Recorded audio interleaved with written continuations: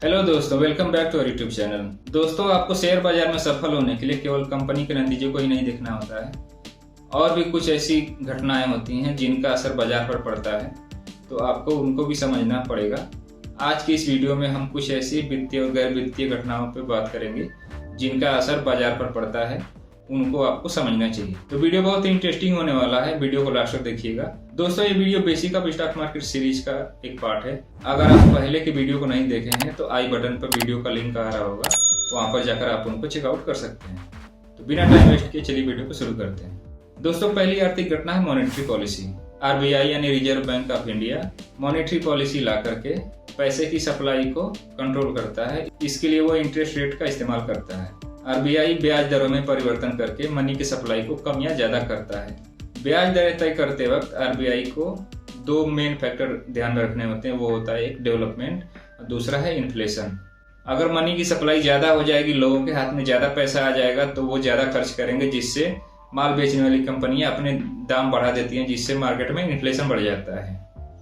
और अगर interest rate ज्यादा कर देगी आरबीआई, मनी की सप्लाई कम हो जाएगी, जिससे मार्केट में कंपनियों को कर्ज लेना महंगा पड़ेगा, जिससे कि कंपनियों के ग्रोथ पे निगेटिव इम्पैक्ट पड़ता है और ये ओवरऑल मार्केट को निगेटिव इम्पैक्ट करता है। दोस्तों, मॉनेटरी पॉलिसी में तीन मेन पॉइंट को आपको ध्यान में रखना है। पहला है रेपो रेट, दूसरा है रिवर्स रेपो रेट और तीसरा है कैश रिजर्व रेशियो।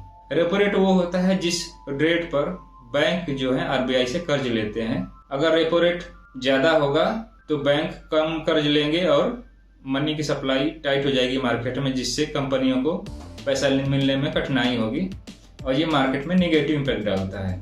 दूसरा पॉइंट है reverse repo rate.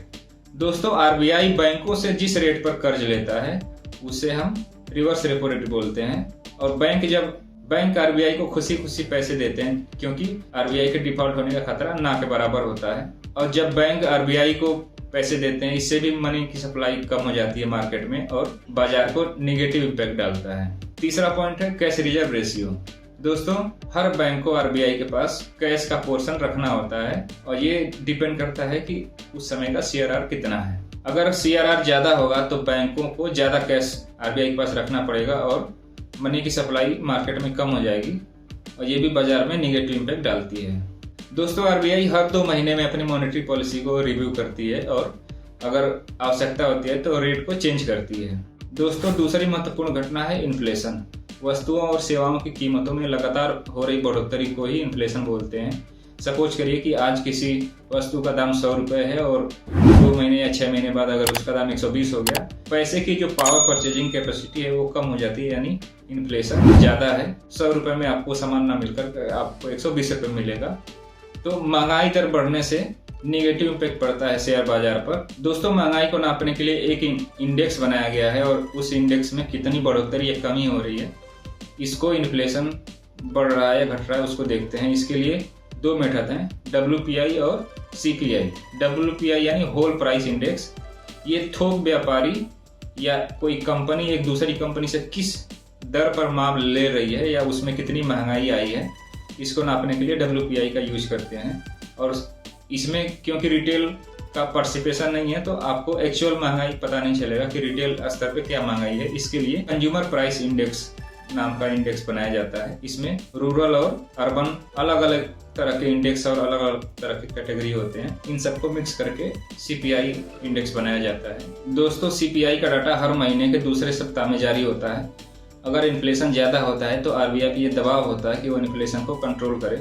Moderate inflation होना इकोनॉमी के लिए अच्छा होता है, लेकिन अगर बहुत ज्यादा इन्फ्लेशन भी मार्केट में निगेटिव इम्पैक्ट डालता है और बहुत कम इन्फ्लेशन भी मार्केट में निगेटिव इम्पैक्ट डालता है। 2 से 6% के बीच का रेंज है। अगर इसके बीच इन्फ्लेशन है तो सही मानते हैं। इससे ज्यादा या कम होने पे फिर आरबीआई एक्शन लेने के लिए मजबूर हो जाता है और वो अपने रेपो रेट या रिवर्स रेपो रेट को कम या ज्यादा करके महंगाई को कंट्रोल में लाने की कोशिश करता है। दोस्तों, तीसरी आर्थिक घटना है IIP यानी industrial index production. IIP short term में ये बताता है कि इंडस्ट्री में है या कंस्ट्रक्शन है। 15 तरह के उद्योग मंत्रालय को अपने डाटा देते हैं और मंत्रालय इन डाटा को इकट्ठा करके प्रोसेस करके एक इंडेक्स बनाता है जिसे IIP बोलते हैं। दोस्तों IIP बढ़ता है तो ये माना जाता है कि देश में उद्योग के लिए वातावरण अच्छा है और उत्पादन बढ़ रहा है। अगर IIP घटता है तो ये अच्छा संकेत नहीं माना जाता है, क्योंकि इससे ये अनुमान लगता है कि देश में उद्योगों के लिए वातावरण अच्छा नहीं है और बाजार और अर्थव्यवस्था के लिए दोनों के लिए निगेटिव इम्पैक्ट डालता है।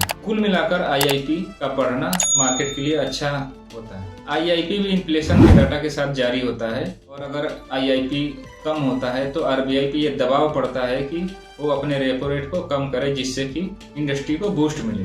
दोस्तों चौथी आर्थिक घटना है परचेजिंग मैनेजर इंडेक्स यानी PMI। ये उत्पादन और सर्विस में होने वाली गतिविधियों को बताती है। यह सूचकांक एक सर्वे के आधार पर बनाया जाता है। इसमें उन लोगों से राय ली जाती है जो उद्योगों के लिए माल खरीदने का काम करते हैं। यह लोग पिछले महीने के मुकाबले इस महीने में क्या बदलाव आया है उस पर अपनी राय देते हैं और उनकी राय को मिला करके इस इंडेक्स को बनाया जाता है। आमतौर पर PMI 50 के आसपास रहता है। 50 से ऊपर बाजार के लिए अच्छा माना जाता है, यानी अर्थव्यवस्था बढ़ रही है, और 50 से नीचे है तो यानी अर्थव्यवस्था सिकुड़ रही है या कंट्रैक्शन है। अगर PMI डाटा 50 है यानी अर्थव्यवस्था में कोई बहुत बड़ा बदलाव नहीं हुआ है। दोस्तों पांचवी आर्थिक घटना है बजट। बजट एक ऐसी घटना है जिसमें देश की आर्थिक स्थिति पे विस्तार से चर्चा किया जाता है और इसे फाइनेंस मिनिस्टर द्वारा पार्लियामेंट में फरवरी माह में, हर साल के फरवरी माह में पेश किया जाता है और इसमें कई नीतिगत फैसले लिए जाते हैं जो डायरेक्ट या इनडायरेक्ट बाजार पर असर डालते हैं। तो आपको इनके बारे में भी जानना